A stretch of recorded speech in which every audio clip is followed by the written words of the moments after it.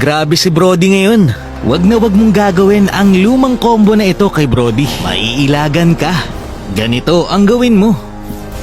Dahil nga nakatanggap ng buff etong si Brody, unti-unti na siyang sumisikat dahil sa kanyang lakas. Kaya naman i-share ko sa inyo ang advanced Brody tricks na siguradong magagamit nyo.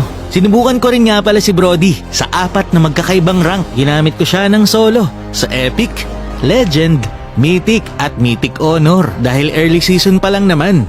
At sa loob ng 10 matches ko, 2 beses ako natalo. Bago yung mga tricks, bakit ba muna importante ang passive ni Brody? Kada basic attack, skill 1 or skill 2 mo natatama sa kalaban ay mag-iiwan ng marka na makapagbigay sa'yo ng 5% damage at 5% movement speed kada marka. Oo, hindi lang damage kundi movement speed din ang naibibigay nito. At bukod doon, kapag nag-basic attack ka, magkakaroon ka rin ng movement speed. So dahil nga sobrang importante ng stack, sa skill 1 naman tayo, alam naman natin na kapag nag-skill 1 ka, isa ang stack na mapupunta sa kalaban.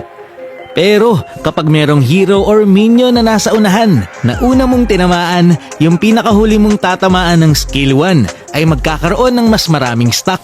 Kung baga, dito sa una ay 1, sa pangalawa ay 2, at sa dulo ay 3 na. So ang share ko sa inyo dito, una ay yung delay flicker trick sa kanya. Kapag binilisan mo yung skill 1 tapos flicker, hindi tatama yung iyong skill 1 sa mga minions or hero na nasa unahan. Kaya naman, yung nasa likod lang ang magkakastack, tapos isa lang. Kaya naman dito sa delay flicker trick, medyo papabagalin mo ang pag-flicker pagkatapos mong mag-skill 1. Kung baga, lahat sila tatamaan, kaya 4 stack agad. Maganda tong panggulat sa mga kalaban, kasi isang skill 1 mo lang, 4 stack agad, sabay ulti na lang. Pero yun nga, importante ang timing dito.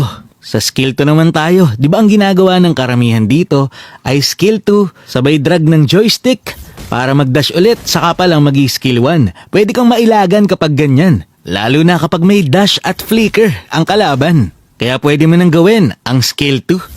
Skill 1, tapos saka mo lang pipindutin ang iyong joystick para maka-dash out. Baka sabihin ng iba, matagal na yan eh. Ngayon nga lang na-buff si Brody. Binawasan ang backswing kaya lumalabas yung mga ganyang combo. Pero tandaan na dapat level 4 pataas ka na at meron kang boots para magawa mo ang trick na ito. Kasi kapag hindi ka pa level 4 at wala kang boots, hindi mo magagawa ang trick na ito.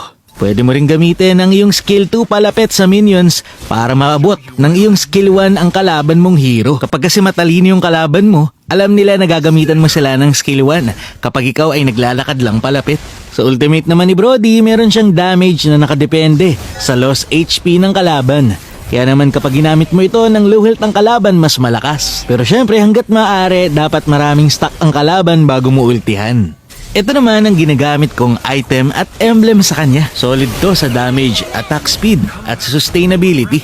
Ang mga nagpapahirap lang dito kay Brody ay yung mga hero kagaya ni Pharsa. Lalo na kapag wala kang matatamaan ng skill 2, ang hirap takasan yan. Ganon din yung Eve, kaya kailangan mo talaga ng flicker. At isa pang nakakainis ay yung Lolita. Wawanitin ka niyan kapag naka-shield.